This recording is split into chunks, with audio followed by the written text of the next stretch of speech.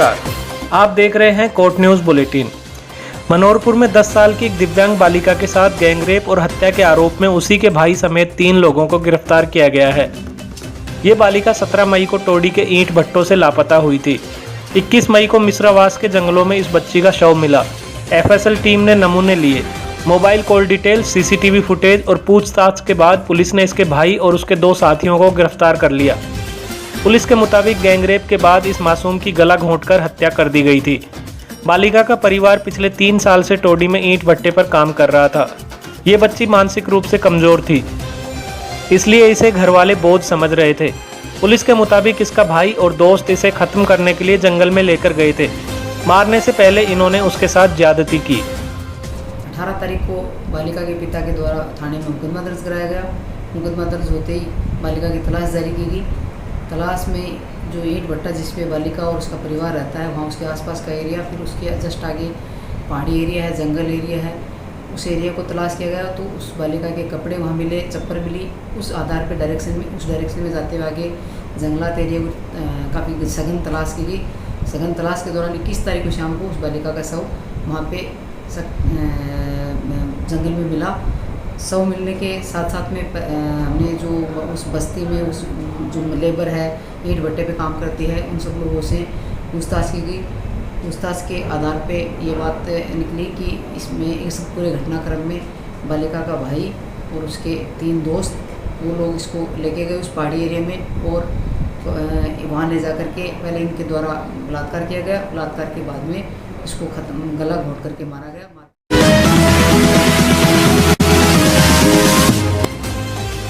कल ही हमने आपको दिखाया था कि सनून पुलिस ने एटीएम में ठगी करने वाले बड़े गिरोह का भंडाफोड़ किया है।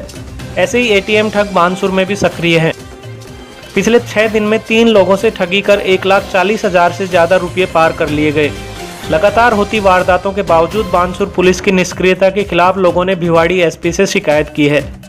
18 मई को अरावली विहार के नरेश से नारायणपुर रोड पर एसबीआई बैंक की एटीएम से ठगी की गई और 1 लाख रुपए खाते से निकाल लिए गए।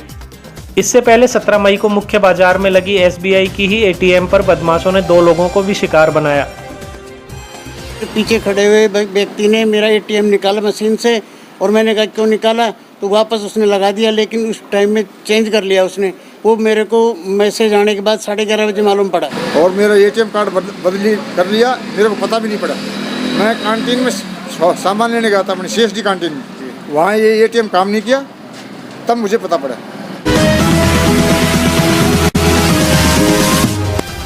अब कोटपुतली में गौशाला रोड पर रहने वालों के लिए एक खुशखबरी है। इस रोड के दिन सुधरने की शुरुआत हो गई है। राज्य मंत्री और कोटपुतली विधायक राजेंद्र सिंह यादव ने आज 75 लाख रुपए की योजनाओं का शिलान्यास किया। इसमें गौशाला मार्ग पर सीसी रोड का निर्माण और बानसूर रोड पर नाले निर्माण की योजना है। इस मौके पर नगरपालिका चेयरमैन महेंद्र सैनी, पार्षदगण, अधिशासी अधिकारी और फल सब्जी मंडी के उपाध्यक्ष भी मौजूद थे। गौशाला रोड के निर्माण की पिछले कई साल से मांग की जा रही थी। इस सड़क पर बड़े बड़े गड्ढे बने हुए हैं। बारिश के समय तो यहाँ से निकलना भी दूभर हो जाता है। लोगों का कहना है कि सांसद से लेकर नगरपालिका तक हर जगह शिकायत दर्ज कराने के बावजूद इस सड़क को बनवाने की किसी ने जहमत नहीं उठाई। आज जाकर वर्षों पुरानी इस मांग को पूरा करने की दिशा में कदम उठाया गया है। ये बड़ी समस्या थी इसकी, लगभग ये 1.25 किलोमीटर का टुकड़ा है, जिसमें जहाँ सीसी ख़त्म हुई है उससे आगे जहाँ से कच्ची सड़क है वहाँ से 500 मीटर का पहला चरण कर रहे हैं।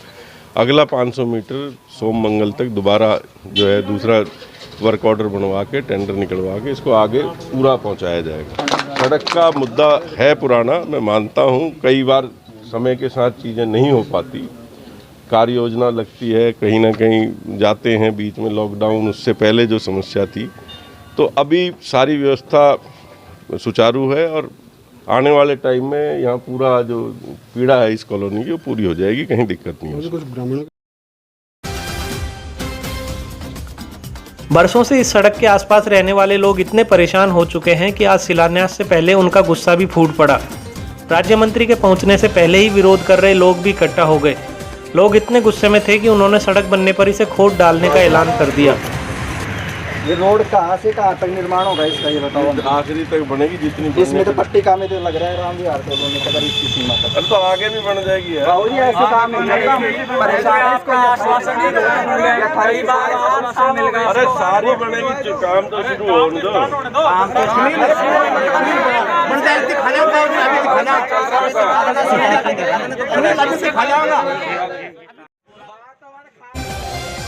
दरअसल लोगों की मांग थी कि इस सड़क को नगरपालिका सीमा से आगे ग्राम पंचायत के क्षेत्र तक विस्तार दिया जाए।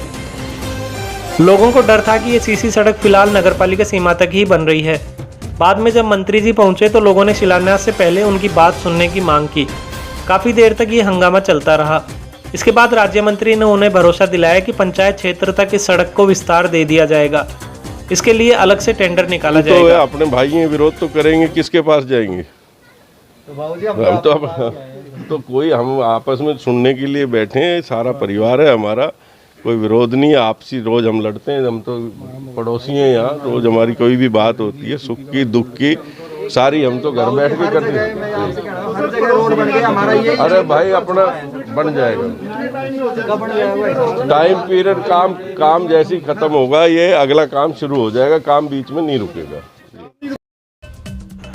सड़क निर्माण का भरोसा दिलाए जाने के बाद राज्य मंत्री ने सड़क के शिलान्यास पट का उद्घाटन किया, लेकिन लोगों का गुस्सा इससे भी शांत नहीं हुआ।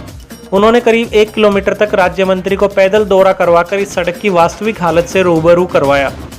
इस गर्मी के मौसम में भी यहाँ कई फीट गहरे गड्ढे कीचड़ से भरे हुए थे।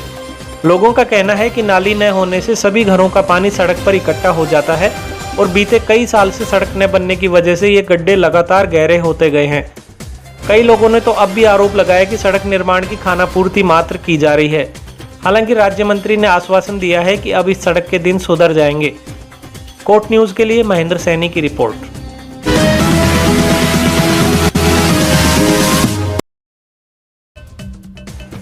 इधर बानसूर में पानी की समस्या देखते हुए विधायक शकुंतला रावत ने प्रशासन और सिंचाई विभाग के अधिकारियों के साथ प्रभावित क्षेत्रों का दौरा किया।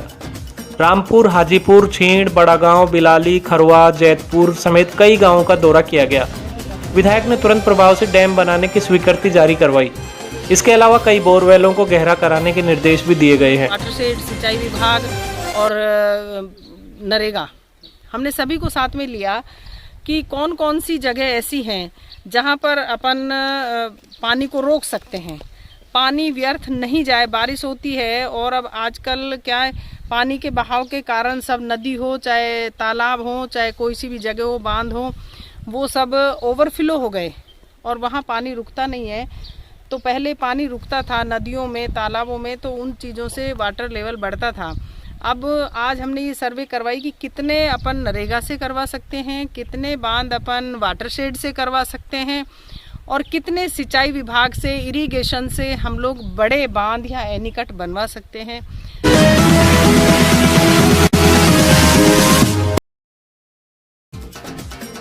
राजस्थान के बाहर से लोगों के घर आने का सिलसिला जारी है।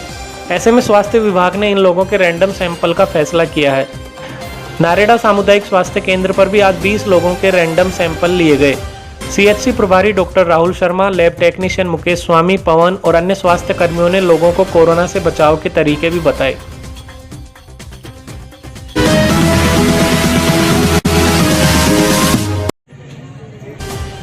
कोटपुतली के राजकीय बीडीएम अस्पताल में आज 5 नए कोरोना संदिग्धों को भर्ती किया गया है। डॉक्टर केएल मीना ने बताया कि अब तक यहां 267 लोगों के सैंपल जांच के लिए जयपुर भेजे गए। इनमें से 4 केस पॉजिटिव निकले जबकि 257 लोग नेगेटिव पाए गए। आज दिन तक 14 लोगों की रिपोर्ट आना बाकी है। कोरोना का खतरा कम जरूर है लेकिन टला नहीं है। कोर्ट न्यूज़ अपने दर्शकों से अपील करता है कि सोशल डिस्टेंसिंग की पालना करें, प्रशासनिक दिशा निर्देशों के अनुरूप ही बाहर निकलें।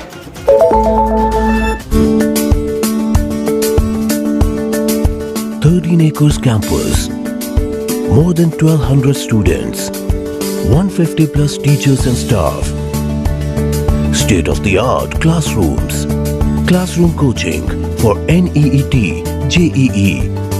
My aim of life is to become a nuclear scientist. Activity room. I will join the army. Art room. I want to be an artist. Music room. I want to become a musician. Modernized laboratories. dedicated cricket stadium and 4 practice pitches, fully air-conditioned girls and boys hostel, 23 buses for day scholars adjacent to NCR. We are the Rajasthan International School, Kotputli. We at TRIS believe in all-round development of the child. We not only provide the excellence in academics, but we focus also in the sports. For the betterment of academics, we have recruited the high professional faculty from all over India. We are also providing the IIT and NEET coaching with the highly professional coaching staff. Our main focus is every child should be given proper weightage and they may get their cherished goal in their life. The Rajasthan International School, Kotputli. Online admissions are open. Please visit www.therajasthanschool.edu.in.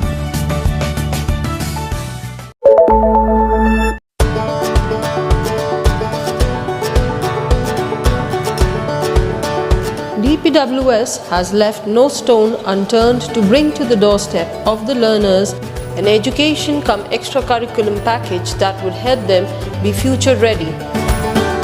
DPWS provides world-class sports facilities like half Olympic-sized swimming pool, state-of-the-art badminton and basketball courts, skating rink.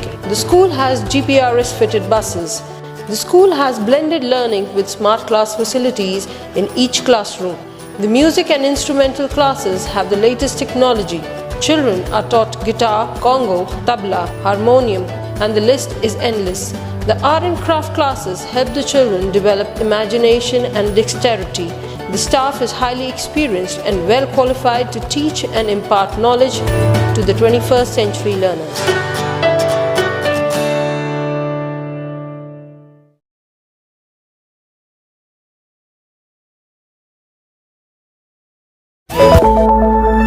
आप हमें Facebook पर देख रहे हैं तो please इस video को like करें और अगर यूट्यूब पर देख रहे हैं तो कोट न्यूज़ चैनल को सब्सक्राइब करके बगल वाली घंटी जरूर दबा दें। कोट न्यूज़ बुलेटिन में आज इतना ही। नमस्कार।